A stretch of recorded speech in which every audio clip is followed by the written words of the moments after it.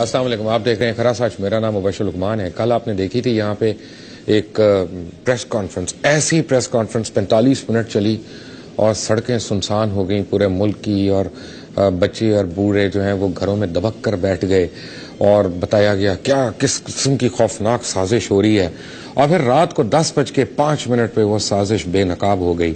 وہ اس وقت بے نقاب ہوئی جب اسی پروگرام میں آپ کو وہ ساری پلانٹڈ پریس کانفرنس کے متعلق کچھ چیزیں ہم نے بتا دیں۔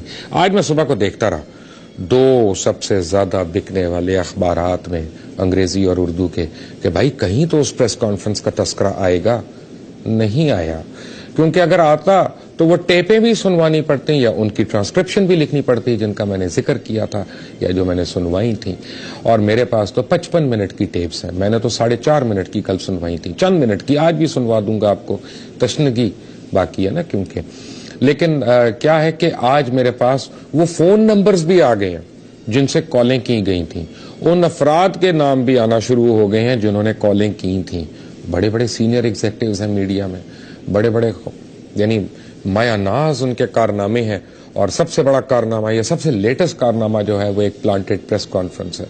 بٹ اینی وے، میرے پاس آج بڑی سرپرائزز ہیں، 1 نہیں 2 نہیں 3 سرپرائزز ہیں، اور کیا کہتے ہیں وہ میر صاحب، فلم ابھی باقی ہے میرے دوست، ابھی تو فلم چلے گی اور چلتی رہے گی، اور آپ کو میں تعارف کرا دوں، مجھے جوائن کر رہے ہیں لاہور سے علی حیدر، ایڈوکیٹ ہیں بائی پروفیشن، مجھے جوائن کریں گے پشاور سے امجد ملک صاحب، bureau chief Geo TV کے جنگ گروپ کے، آج صبح تک تھے اب نہیں ہے۔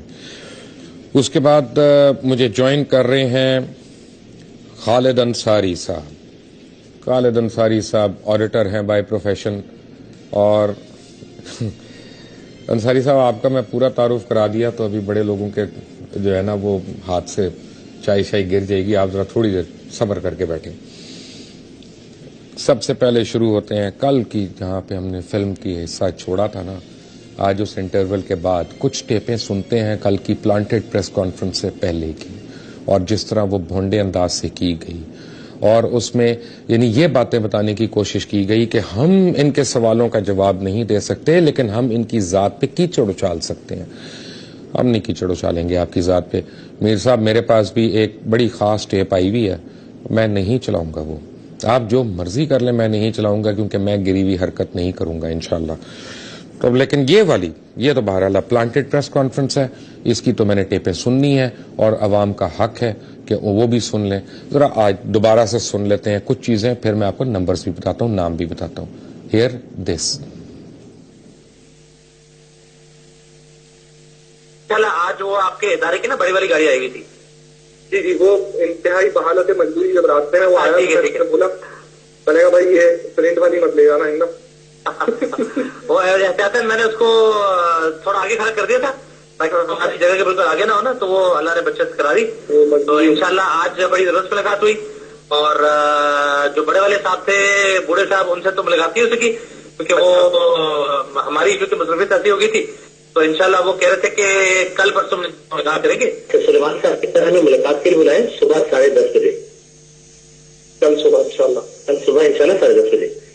تو میں نے کہا آپ سے پوچھوں، جگہ کے بارے میں پوچھو، لیکن آبویسلی انڈرسٹوڈ ہے کہ وہی پرانے والی جگہ پہ ہوگا، وہی پرانی جگہ پہ ہوگا، آپ یہ بھی ان سے پوچھ لیجیے گا۔ اور گاڑی کا آپ کو میں نے کہا یاد کرا دوں، تو کس طرح آپ کریں گے، یا میں اسی کو ڈرائیور کو فون کر لوں؟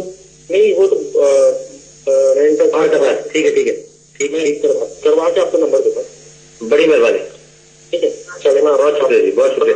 اچھا یہ جو آپ کرتے ہیں بار والے معاملے جو کرتے ہیں، جی اس میں آپ کو زیادہ انکنوینئنس تو نہیں ہے؟ اور دوسرا سوال یہ کہ جب فار ایگزامپل آپ کب تک اس کو پیمنٹ کرتے ہیں؟ ایسا تو نہیں کہ اگر ہم گاڑی سے 3-4 دن گھنٹے کے لیے استعمال کر رہے ہیں اور آپ کو پورے دن کا وہ بلنگ کر رہی ہے، ایسا تو نہیں معاملہ چل رہا؟ آپ کے لیے جو میں کراتا ہوں نا وہ آورلی حساب ہوتا ہے، تو ہمارا جو ٹرانسپورٹ کا ڈپارٹمنٹ ہے میں انہیں کو بولتا ہوں کہ آپ ایک گاڑی باہر سے کرا دیں، اور آپ وہ ڈرائیور سے میری بات کرا دیں، ان کو پتا رہتا ہے کہ میں کسی خاص کام کے لیے کر رہا ہوں جو ان کو نہیں پتا۔ بالکل ٹھیک ہے، اور یہ آورلی بیسس پہ؟ ہاں یہ آورلی بیسس پہ ہوتا ہے۔ چلے الحمد للہ، مجھے تسلی ہو گئی، بالکل ٹھیک ہے، ٹھیک ہے، آپ بھی کر رہے ہیں, میں بھی ان چیزوں کا بہت خیال کرتا ہوں بھائی. نہیں ماشاء اللہ, یہ تو جب میں نے کہا نا آپ سے تو مجھے پتا کہ ماشاء اللہ ادارے کی طرف سے ہے, لیکن مجھے صرف یہ تھا کہ جو ہے نا وہ زیادہ جو ہے نا وہ بوجھ نہ ہو, لیکن یہ آرڈی والا معاملہ بہت مناسب ہے. ہاں وہ نارمل اس پہ لیتے ہیں اور وہ بہتر یہ رہتا ہے, تو بجائے اس سے آپ ٹیکسیوں ہوگا اور اس کا کریں, اس سے بہتر ہے آپ کی ڈیڈیکیٹڈ بالکل. اور جس طریقے کا کام ہو رہا ہے اس میں یہ ضروری ہے, مطلب بالکل اللہ خوش رکھے. آپ ریسپشن پہ اگر جائیں گے نا نیچے گراؤنڈ فلور پہ, جی تو ہمارے ایڈمن کا ایک لڑکا ہے اظہر جعفری نام اس کا. اظہر جعفری, ہاں ٹھیک, وہ آ رہا ہے نیچے, وہ آپ کو گیسٹ ہاؤس دے جائے گا. اچھا ان لوگوں کو نہ آپ کے بارے میں کچھ پتا ہے, بالکل ٹھیک ہے, نہ کچھ وہ ہے, بس صرف یہ ہے کہ کہتے ہیں. سمجھ گیا. السلام علیکم. وعلیکم السلام جناب, کیا حال ہے؟ میں اللہ کا بہت شکر, آپ سنائیے. خیریت سے, ٹھیک ہے. جی اللہ کا شکر. ہماری گپ شپ لگ گئی ماشاء اللہ بھائی سے. اچھا ذرا باس سے مشورہ کر لیں. باس سے مشورہ یہ کریں کہ ابھی جو ہم یہ ڈاکومنٹ ٹائپ چیز بنا رہے ہیں نا, اس میں یعنی اس کی ٹائمنگ کیا ہوگی, کیونکہ آگے 2-3 اور کام بھی کرنے ہیں نا جو کہ اس سے زیادہ ضروری ہے. بالکل صحیح. اچھا یہ اگر میرے خیال میں عثمان بھائی خود ان سے معلوم کرے تو وہ زیادہ بہتر نہیں. چلو ٹھیک ہے, میں عثمان بھائی کو بول رہا ہوں. ہاں اس کی وجہ یہ ہے کہ یہ کانٹینٹ یہی دیکھ رہے ہیں نا. جناب والا اللہ خوش رکھے, میری بات ہو گئی سلمان صاحب سے, ان کا فون آ گیا تھا. جی بالکل, آپ نے مجھے بتایا. وہ مجھے کہہ رہے تھے کہ جواب بھائی کی بھی آپ سے بات ہو گئی, کہ ہمارے یہاں سے بات ہو گئی, تو وہ کہہ رہے تھے کہ بس آپ کی ارینجمنٹ کر رہے ہیں, ہم نے کرنا ہے, تو وہ جواب بھائی کوآرڈینیٹ کریں گے. تو میں نے کہا ہاں جی, میں انشاءاللہ جواب بھائی سے بات کر لوں گا. تو اب انشاءاللہ بس ہم آپ کی چال کے لیے انتظار کر رہے ہیں, جیسی آپ کو فرصت ملتی ہے نا. فرصت کے اس پہ تو میں نے اس وجہ سے میں نے ہمارے پاس جو ایڈمن میں صاحب ہے, میں نے ان کو لگا دیا 3 جگہ پہ. بالکل ٹھیک ہے. اور وہ 3 جگہ کیا ہیں وہ سنیے آپ. میں نے ان سے کہا کہ ایک تو آپ مجھے کسی ہوٹل سے کر کے دیں, ٹھیک ہے, ایسا ٹھیک ہے. وہی اگر ہم منتھلی بیسس کے اوپر ایک روم ایسا لے لیتے ہیں جو ایک کمرہ اور لاؤنج کے ساتھ روم ہو. لاؤنج بھی بے شک نہ ہو, صرف ایک کمرہ ہو, اچھا بڑا کمرہ اور ایک اچھا باتھ روم, بس 7 باتھ روم. آئے وہ کل طاہر اشرفی صاحب بھی ایک فوری طور پر پریس کانفرنس کر رہے تھے, کچھ انہوں نے علماء دین بھی بٹھائے ہوئے تھے اپنے ساتھ. طاہر اشرفی صاحب, آپ کی بھی فون کال ایک مل گئی ہے مجھے, کیا کروں میں, اب فون کالز آئی جا رہی ہیں تو میں کیا کروں یہاں پہ. میں کہتا ہوں بھائی مجھے نہ بھیجو, پورا پاکستان جو ہے وہ مجھے ہی کوئی نہ کوئی چیز بھیج رہا ہے. طاہر اشرفی صاحب اپنی اور عماد خالد کی بات تو سن لیں, یاد آ جائے گا آپ کو بھی کہ آپ نے کون سا محاذ اکٹھا کرنا ہے. ہیئر دس. السلام علیکم ورحمۃ اللہ وبرکاتہ. وعلیکم السلام, کیا حال ہے آپ کی, خیریت سے ہے؟ آپ نے پہچان لیا جناب والا؟ بالکل پہچان لیا. آپ تو ایسے غائب ہوئے ہیں کہ بالکل ہی. جناب غائب اس لیے ہوئے تھے کہ اپنے عزیز کے خلاف سپریم کورٹ میں مقدمہ دائر کر رہے تھے, آپ کے عزیز ایڈوکیٹ حشمت علی حبیب صاحب کے ساتھ مل کر. واہ واہ واہ. اور کل دائر کر دیا, اور الحمدللہ نیوز رپورٹس کی چلنا شروع ہو گئی. ٹی وی پہ چینلز نے بھی 2 چینلز نے دکھایا. بغاوت کا مقدمہ ہے. جتنے بھی اس بندے نے پاکستان فوج کو برقرانے کے لیے ہماری ٹاپ لیڈرشپ کے خلاف جتنے بھی اس کے نامات لگائے تھے, وہ شواہد اور ثبوتوں کے ساتھ 150, 200, 250 ثبوت الحمدللہ جمع کرائے. اور اس کی ابھی جو ہے نا وہ 3-4 دن کے بعد پتہ لگے گا کہ وہ ایکسپٹ کرتے ہیں کہ نہیں کرتے. وہ ابھی اسکروٹائز کر رہے ہیں اس کو, ایک طریقہ کار جو ہوتا ہے نا سپریم کورٹ کا. تو اس کے بعد وہ والا کام کرنا ہے جو آپ نے جس کا ذکر 22 جولائی والے پروگرام میں کیا تھا, وہ دوسرا کیس بنے گا. آپ سمجھ گئے؟ بالکل صحیح ہے. اس کے لیے آپ جیسے حضرات کی ظاہری باتیں ضرورت پڑے گی, اور بہت سارے آپ نے ماشاءاللہ جو ایک فضا قائم کی ابھی الحمدللہ دوبارہ میڈیا پہ آ کے. آپ کا میں نے ماشاءاللہ وہ کربلا کا پروگرام میں نے دیکھا 3 بار وہ کیبل ٹی وی پہ.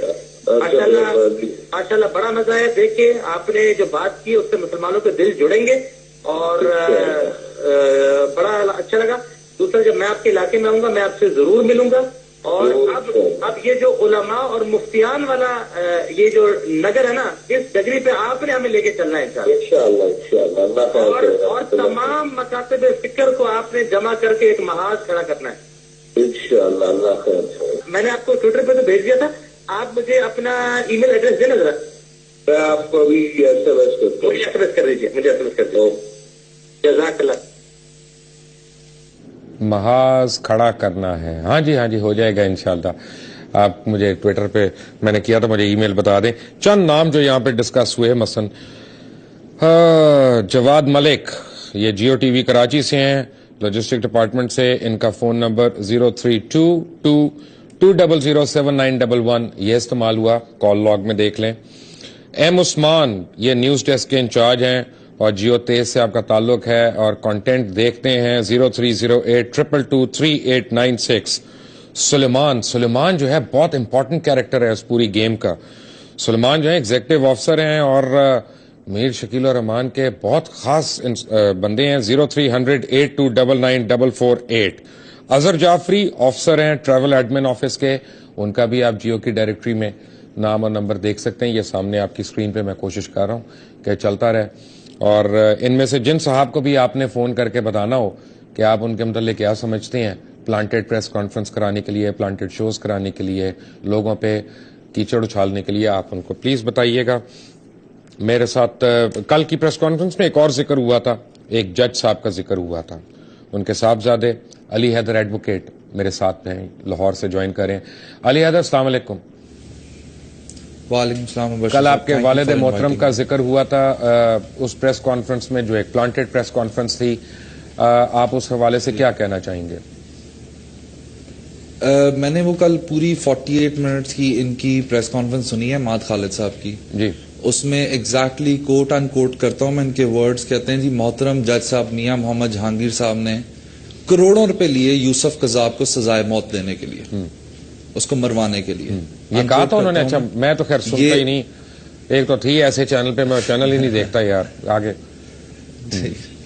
ये उन्होंने एग्जैक्टली वर्ड यूज किए थे जो बेसलेस एलिगेशंस है. अल्हम्दुलिल्लाह माशाल्लाह 26 साल का मेरे वालिद साहब का अदलिया का कैरियर है, उन्होंने इस डिपार्टमेंट को सर्व किया.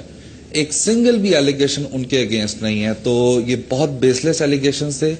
मैं पर्सनली उनका बेटा होने के नाते और हमारी पूरी फैमिली इसके ऊपर शदीद प्रोटेस्ट करते हैं और इंशाअल्लाह ताला मैंने अपनी लीगल टीम से डिस्कस कर लिया है, तो हम इसको लीगली भी परसू कर रहे हैं इंशाअल्लाह ताला. राइट. मुझे ज्वाइन कर रहे हैं पेशावर से अमजद मलिक साहब. अमजद साहब, अस्सलाम वालेकुम. मैं आपको लाइन पे लेने की कोशिश कर रहा हूँ. अमजद साहब मुझे लाइन पे मिल जाएं वेरी क्विकली. सर आप अमजद साहब, अस्सलाम वालेकुम. जी वालेकुम सलाम मुबशर. अमजद साहब, आज आपने रिजाइन कर दिया जियो टीवी से, जंग ग्रुप से. कितने साल आपने वहां पे मुलाजमत की? जी मैं तकरीबन 12-12.5 साल तक तो जंग में रहा. फिर उसके बाद डे फर्स्ट से ही जियो न्यूज के साथ था तकरीबन 11.5 साल. तो ऑलमोस्ट कोई 23 साल के करीब का अर्सा बनता है. जिंदगी है जो इस ग्रुप. आप ब्यूरो चीफ थे जियो के पेशावर में आज सुबह तक, और मुझे ये पता चला कि कोई शहीदों का फड्डा था, कोई आप शहीदों पे को काम करना चाह रहे थे, आपको करने नहीं जा रहे. ये शहीद कौन थे जिनके लिए आप कुछ करना चाह रहे थे? एक्चुअली आई डोंट नो आपको ये कैसे पता चल गया. ये कोई 1.5 साल पहले की बात है. मेरे पास एक मिनट वो ऑडिटेड रिपोर्ट्स पड़ी हैं भाई आपकी. अब मैं और क्या कहूँ, ये भी पता चल गया.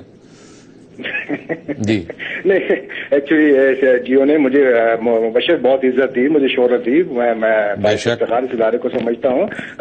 कुछ तो अंदरूनी सिलसिला चलता रहता है. मैंने 8 किताबें लिखी हैं. मैं पाकिस्तान का वाहिद स्पोर्ट्स जर्नलिस्ट हूँ. इंटरनेशनल स्पोर्ट्स जर्नलिस्ट फेडरेशन की 90 साल की तारीख में पहला एग्जीक्यूटिव कमेटी का मेंबर मुंतखब हुआ. माशाल्लाह. भाई मलिक साहब, मुझे क्विकली बताएंगे कि ये शहीदों का क्या मसला था? एसएच वो मलिक साहब, देखें मलिक साहब शहीद, अगर आपको याद हो, डीआईजी थे, पेशावर के सीसीपीओ थे और मेरे दोस्त भी थे. उनकी शहादत के बाद हमने सोचा कि उनके नाम से एक ट्रस्ट होना चाहिए और वो एक एनजीओ टाइप बन गई. गवर्नर उनके पर्सनल चीफ हैं, चीफ मिनिस्टर पर्सन है. तो आप भी इसके साथ काम करें. बट फिर बाद में 1.5 साल पहले मुझे इदारे ने कहा कि आप दफ्तर को टाइम नहीं दे रहे. तो मैंने कहा कि मैं तो बहुत कोशिश करता हूं कि ना जाऊं वहां पे. मैं तो बड़ा कम टाइम देता हूं, हफ्ते में कभी एक दफा चला गया, कभी मैं तो महीना भी नहीं जाता था. तो वो एक ऐसी बात हुई थी कि आप टाइम दफ्तर को दें, वो खास इस हवाले से ऐसी बात नहीं थी. आपको ये नहीं कहा गया कि तुम ये ना करो और ये करो? आपने भी खुदा को जान तो देनी है मलिक साहब, कितना डरेंगे? نہیں ایکچولی آپ اگر 154 بم دھماکوں کی کوریج کرتے ہیں، قصہ خانی کا بم دھماکہ اگر آپ کو یاد ہو تو فائرنگ ہو رہی تھی تو میں کور کر رہا تھا، بڑا دیر کا اگر دھماکہ فائرنگ ہو رہی تھی میں کور کر رہا تھا، میں تو اپنی 4 انشوروں سے خود ہی کرا لی تھی کہ کئی بیوی بچوں کو کچھ تو ملے میرے مرنے کے بعد، کیونکہ ہم تو شاید شہیدوں میں بھی ہمارا نام نہ آئے، تو میں چاہ رہا تھا کہ اپنے آپ کو کیا گریچوٹی یا پروویڈنٹ فنڈ ایسی چیز 23 سال کے بعد کچھ نہیں ملتی آپ لوگوں کو؟ میرا خیال ہے کہ نہیں ہے، شاید ایسی کوئی چیز نہیں ہے، مجھے اس کا کوئی آئیڈیا تو نہیں ہے، لیکن میں اس پہ حیران ہو رہا ہوں کہ یہ آپ کے پاس جو اطلاعات ہیں یہ کہاں سے آ رہی ہیں؟ دیکھ لیں آپ. Thank you very much for joining us. Malik صاحب، میرے پاس اور بھی بڑی اطلاعات آ رہی ہیں اور آپ کو میں ایک بات اشور کرتا ہوں، آپ نے شہداء اور ان کی فیملیز کے لیے فنڈ قائم کرنے کی کوشش کی اور آپ کو اس کے سے روکا جا رہا تھا، کہا جا رہا تھا کہ نہیں یہ نہ کرو، یہاں پہ آؤ.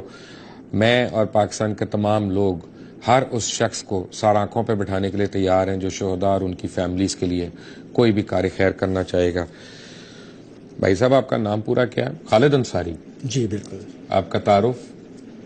آپ آڈیٹر ہیں؟ نام آپ نے بتا دیا. بائی پروفیشن آپ آڈیٹر ہیں؟ جی پروفیشنل آڈیٹر. آپ نے جنگ گروپ کا، جیو کا، ان کی کمپنیوں کا کتنے سال آڈٹ کیا؟ Well, we have been their auditors for good 18. سر اردو میں بات کریں میری طرح کے میرے 18 سے 20 سال سے زیادہ عرصہ ہم نے ان کا آڈٹ کیا ہے. کتنی کمپنیوں کا؟ تقریباً سم ویئر بٹوین 20 اور 22 کمپنیز کا آڈٹ. جنگ گروپ کی 22 کمپنیوں کا آڈٹ آپ نے 18-20 سال کیا ہے؟ جی بالکل. اور پھر آپ ان کے خلاف عدالت میں چلے گئے؟ جی مجبوریاں بھی ہوتی ہیں. میں ابھی یہ پوری بات نہیں بتانی، میں تو چاہتا ہوں میر شکیل الرحمان صاحب دیکھیں اور سنیں کہ آپ کیا کہہ رہی ہیں. اگر میر صاحب آپ دیکھ رہے ہیں تو بڑی اچھی بات ہے، ورنہ یہ سلیمان صاحب آپ تو دیکھ ہی رہے ہیں نا، آپ کے پاس ان کا ڈائریکٹ نمبر ہے، فوراً ان کو کال کر دیں، وہ ان کو کہیں کہ اسد وہ خالد انصاری صاحب یہاں بیٹھے ہیں اور پروجیکٹ کے بعد کچھ کہنے والے ہیں. اور کیا مجھے تو ایک گانا یاد آ رہا ہے بار بار، لیکن میں ابھی نہیں سناؤں گا، بریک کے بعد سناؤں گا. Take a break.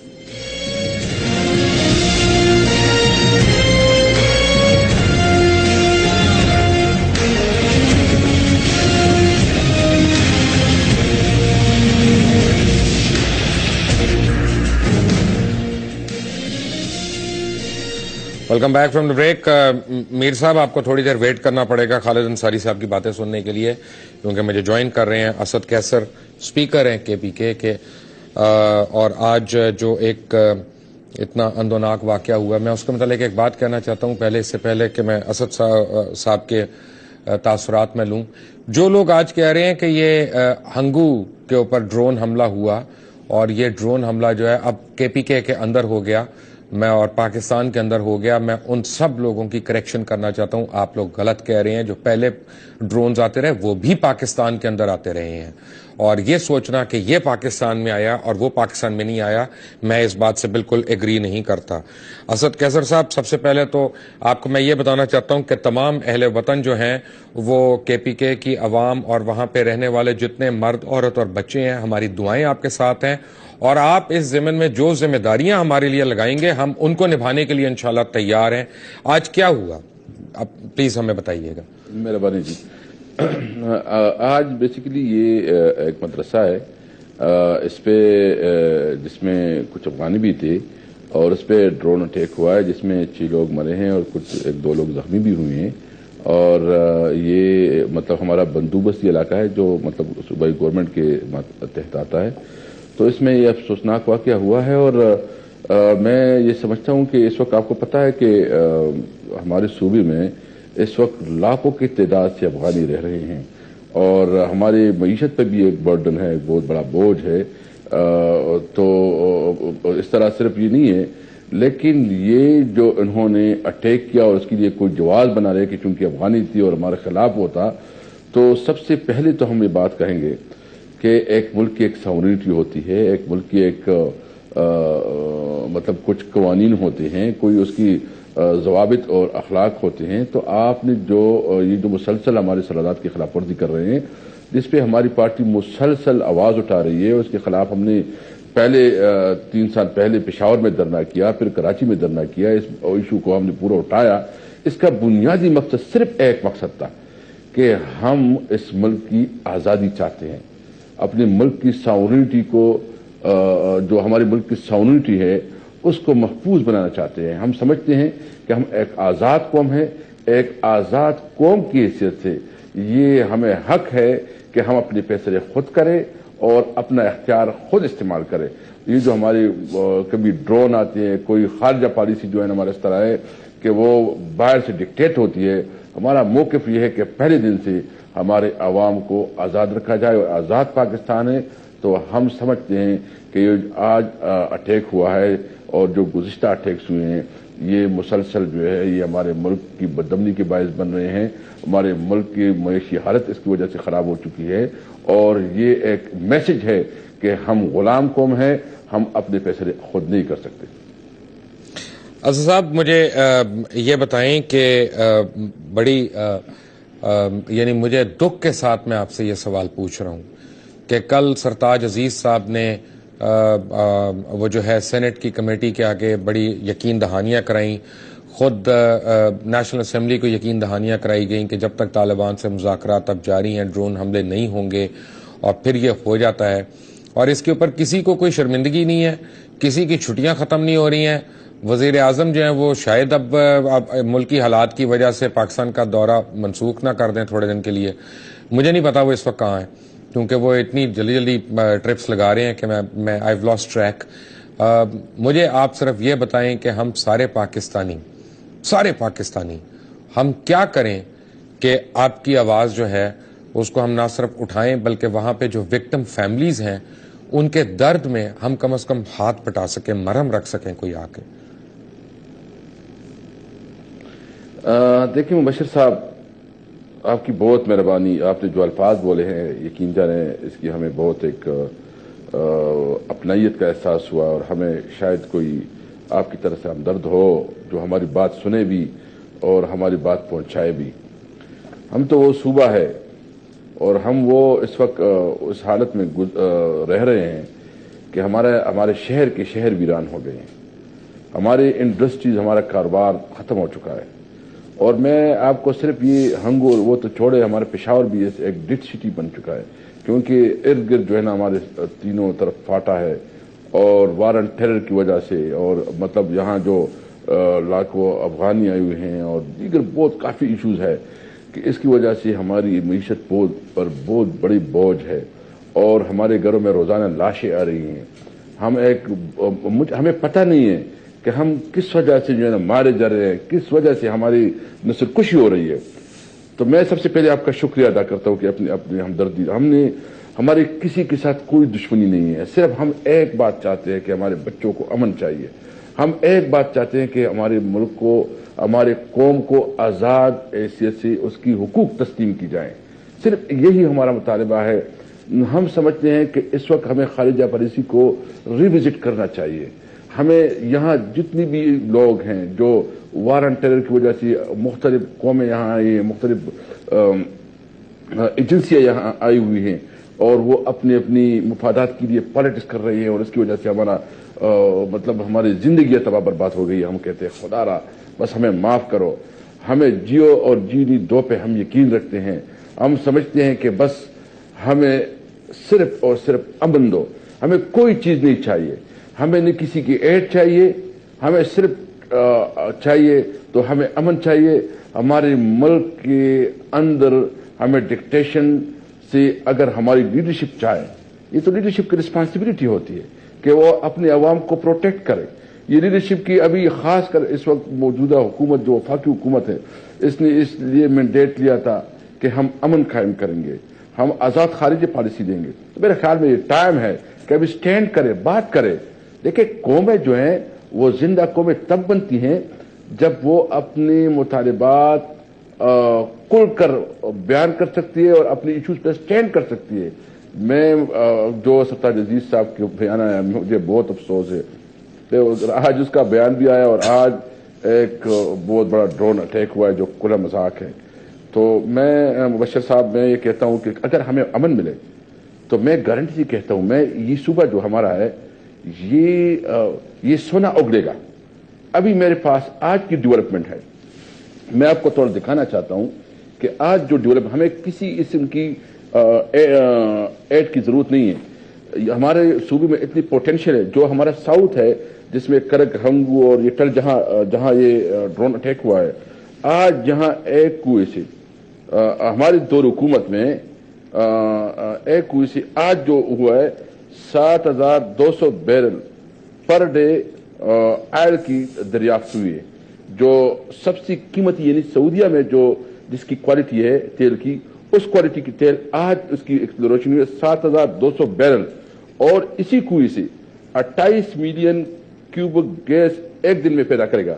یعنی اس کی جو قیمت ہے ڈیلی بیس پہ $1.5 ملین پر ڈے ہوگا. یعنی $1.5 ملین پر ڈے ہم اس کنویں سے ہمیں آمدن ہوگی.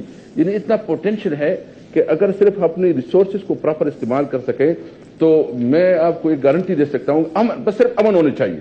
امن ہو, 5 سال میں یہ صوبہ پوری ملک کو آئل اینڈ گیس میں خود کفیل کرے. میں آپ سے بہت معذرت کے ساتھ اسد صاحب, میں آپ سے ذرا سے اختلاف کروں گا. میں جانتا ہوں اور یہ میں بالکل بلیف سے کہہ رہا ہوں کہ ہمارے جو پٹھان بھائی ہیں وہ دنیا کے سب سے زیادہ محنتی اور خوددار اور عزت سے روٹی کمانے والے قوم ہے, اور وہ 5 سال آپ کہہ رہے ہیں, میں کہہ رہا ہوں 5 مہینے میں وہ اپنے صوبے کی کایا پلٹ کے رکھ دیں گے اگر ان کو امن مل جائے اور ان کو سکون مل جائے. سوری, میں آپ سے اس بات پہ ڈس ایگری کروں گا. بالکل, یہ ہمارے دیکھیں اس وقت ہم نے بڑے میں آپ کو صرف یہ نوامید نہیں, میں امید بھی دلاتا ہوں.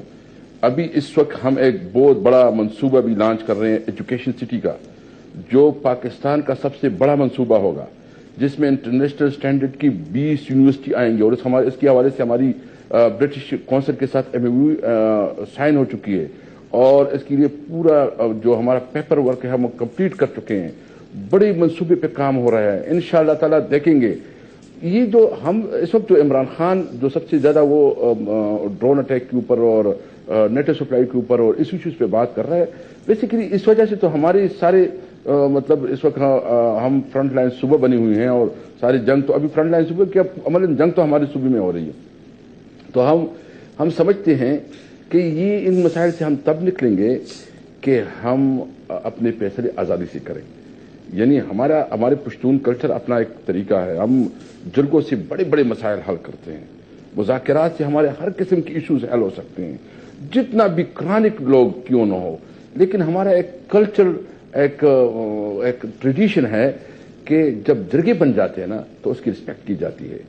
اور میں اب بھی یقین سے کہہ سکتا ہوں کہ ہم اپنے مسائل کو حل کر سکتے ہیں. ہمیں اختیار دیا جائے, وفاق ہمیں اوپن چھوڑ دے کہ بھائی اپنی صوبے میں کرو فیصلے, ہمارے اوپر جو ہے ہمیں مسائل نہ پیدا کرے. ہم گارنٹی کہتے ہیں کہ اس صوبے میں ساری امن قائم کریں گے, لیکن ایک یہ ہے کہ ہمیں فوراً کی جو ایگریشن ہے اس سے نجات دلائی جائے. ہم سمجھتے ہیں کہ ہماری پاک آرمی ایک مضبوط آرمی ہے. اسد کیسر صاحب, مجھے یہ بتائیے گا کہ آپ لوگوں کا جو مظاہرہ ہے وہ کس دن اور کس وقت ہے, تاکہ میرے ناظرین کو پتا چلے جو ڈرونز کے خلاف اور نیٹو سپلائی کو روکنے کے لیے آپ لوگ کر رہے ہیں. یہ انشاءاللہ تعالی 23 تاریخ کو 2 بجے ہوگا, جس میں چیئرمین آئے گا, اور میرے خیال میں اس کی بہت بڑی ضرورت ہے کہ اس حالات میں جب بھی صوبے میں کوئی اس قسم کی تکلیف آتی ہے تو وہ پہنچ جاتا ہے. یعنی جب سیلاب آیا تھا تو سب سے پہلے وہی پہنچے تھے, جب IDPs جو آئے تھے تو سب سے پہلے ابھی وہی پہنچے تھے, اور جب یہ ایشوز ہے خاص کر اس وجہ سے ہمارے لوگ بہت ڈپریس ہے تھوڑا لوگوں میں, تو عوام کو امید دلانے کی میں ویسے آپ کو اور آپ کی کیبنٹ اور آپ کے CM اور سارے لوگوں کو ایک بات پہ میں سلام پیش کرتا ہوں کہ جو وہاں پہ سیکیورٹی کے حالات ہیں, آپ لوگ جس طرح سے پھرتے ہیں اور جس طرح کی گاڑیوں میں پھرتے ہیں, میں کہتا ہوں سلام ہے آپ کو کہ آپ صرف رب کی ذات سے یعنی ڈرتے ہیں, اور انسان کے بنائے ہوئے ہتھیاروں سے نہیں ڈرتے. اس پہ جتنا بھی خراج تحسین پیش کیا جائے KPK کی حکومت اور حکومتی اراکین کو, وہ کم ہے. میں مبشر صاحب میں ایک بات بالکل وضاحت سے کہتا ہوں.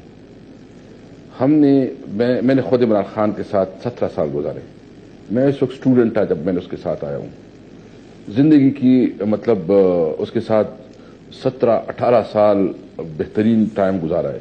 کبھی یہ سوچا نہیں تھا کہ کوئی ایم پی ایم این اے بنیں گے یا اسپیکر بنیں گے یا کوئی پوزیشن پہ آئیں گے.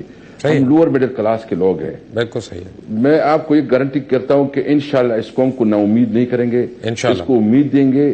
اور جو ہمارے سب سے ٹاپ پریارٹی ہماری قوم کے مفادات ہے, ہم اپنی قوم کے لیے ہر حد تک جائیں گے.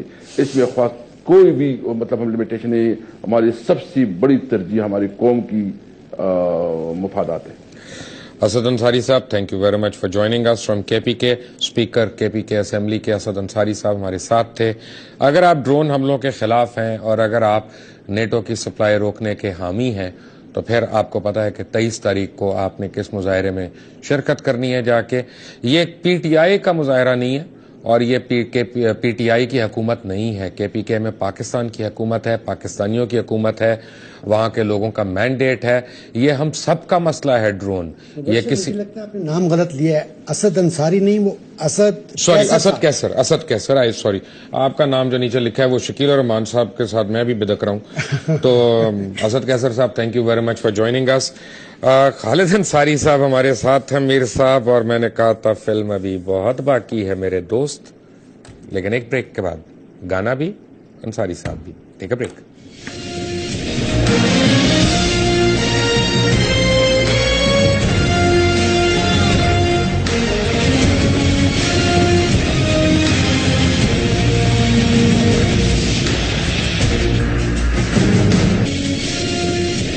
Welcome back from the break. اور اگر آپ بریک سے پہلے دیکھ رہے تھے تو خالد انصاری صاحب ہمارے ساتھ بیٹھے ہیں, اور میر صاحب کے, میر شکیل الرحمان صاحب کی جتنی کمپنیاں 19, 20, 22 پتہ نہیں ان کے آپ 18, 19 سال آڈیٹر رہے ہیں. میں نے یہاں پہ کچھ عرصہ پہلے کچھ آڈیٹڈ رپورٹس دکھائی تھیں چینل پہ جیو کی, اور ان پہ کافی سوالیہ نشانات تھے کہ اس میں یہ ایمبیگوٹی ہے, یہ ایمبیگوٹی ہے. کیا آپ ایگری کرتے ہیں کہ یہ سوالات اٹھتے ہیں لیجٹمیٹلی؟ جی یقیناً, کچھ جو میں نے دیکھی ہیں ان پہ سوالات بنتے ہیں اور جواب بھی ملنے چاہیے. تو جواب تو نہیں مل رہے, ہمیں تو تہمتیں مل رہی ہیں. انتظار کیجیے. ہمیں تو ٹویٹر پہ یعنی ان کے بندے جو ہے نا انہوں نے چھوڑے ہوئے میرے اوپر, ٹویٹر پہ بھی, فیس بک پہ بھی, اور کہ یہ ہے وہ ہے پلانٹڈ انٹرویو والا. تو میں آج سارے پاکستان کو بتا رہا ہوں, علل اعلان بتا رہا ہوں, اور میر شکیل الرحمان جہاں ملے اس سے پوچھیں, ان سے کہیں کہ دبئی میں کس کے پاس جا کے بیٹھے ہوئے ہیں, ملک ریاض صاحب کے پاس کیوں بیٹھتے ہیں پھر اگر اتنے برے ہیں. اور ملک ریاض صاحب کو یہ کہتے ہیں کہ مبشر کو کنٹرول کر لو. میر صاحب جب یقین نہ آپ کو میری بات کا ہو تو مجھے بتائیں, میں آپ کی لاسٹ میٹنگ کی بھی گفتگو سنوا دوں یہاں ٹی وی پہ آ کے جو ملک ریاض صاحب سے آپ نے کی. میرے اوپر نہیں ہے کنٹرول ان کا, میرے اوپر نہیں ہے کنٹرول کسی اور کا, میرے اوپر کنٹرول میرے رب کا ہے. الحمدللہ پاکستان کے لیے میں کام کر رہا ہوں, اپنے لوگوں کے لیے کام کر رہا ہوں, کسی سرمایہ دار کے لیے نہیں. اب یہ مجھے بتائیں کہ آپ کو کوئی آبجیکشن تھی جو اتنے سال آپ نے آڈٹ کیا, جنگ گروپ کا, جیو کا, ساروں کا؟ آڈٹ رپورٹ میں آبجیکشنز ہونا اور ان کے جواب ملنا ایک نارمل روٹین کا عمل ہے.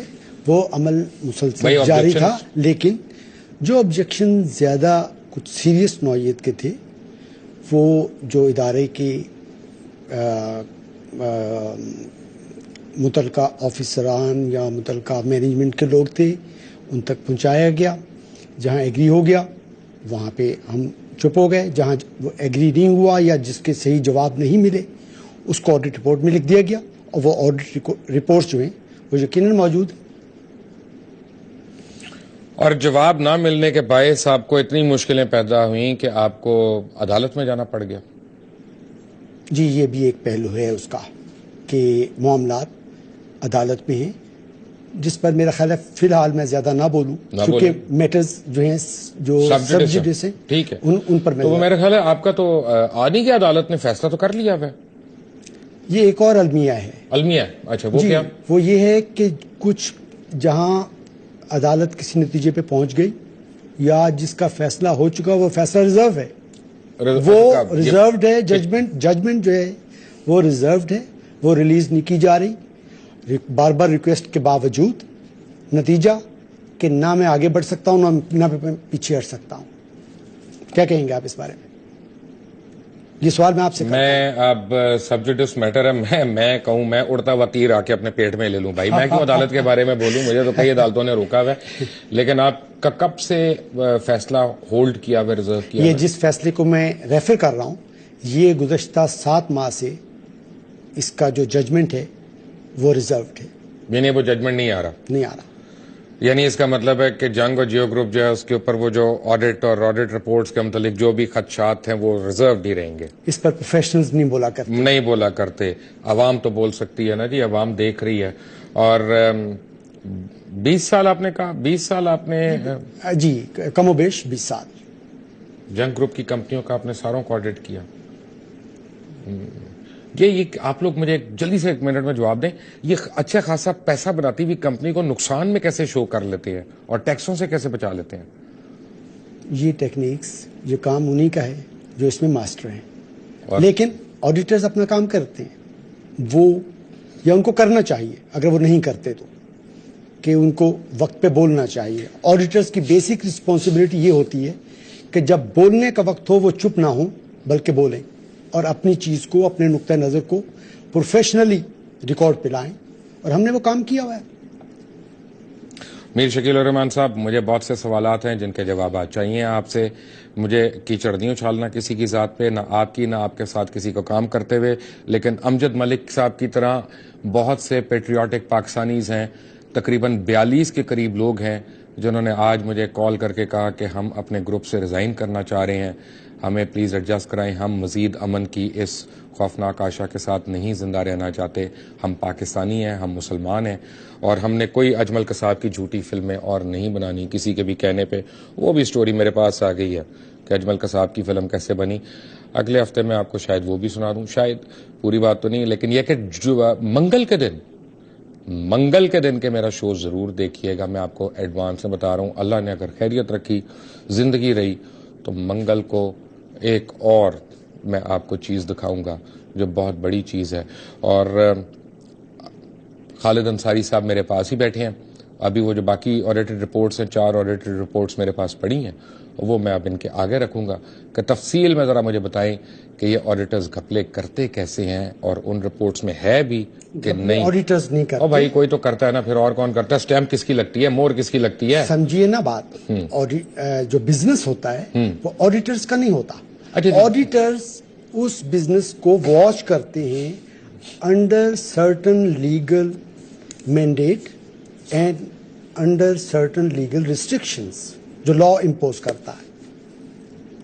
تو آڈیٹ رپورٹ میں آڈیٹرز کو بولنا چاہیے, جیسے میں نے پہلے کہا, جب بولنے کا وقت ہو. چلیں, anyway, thank you very much. Until the next time, اللہ حافظ.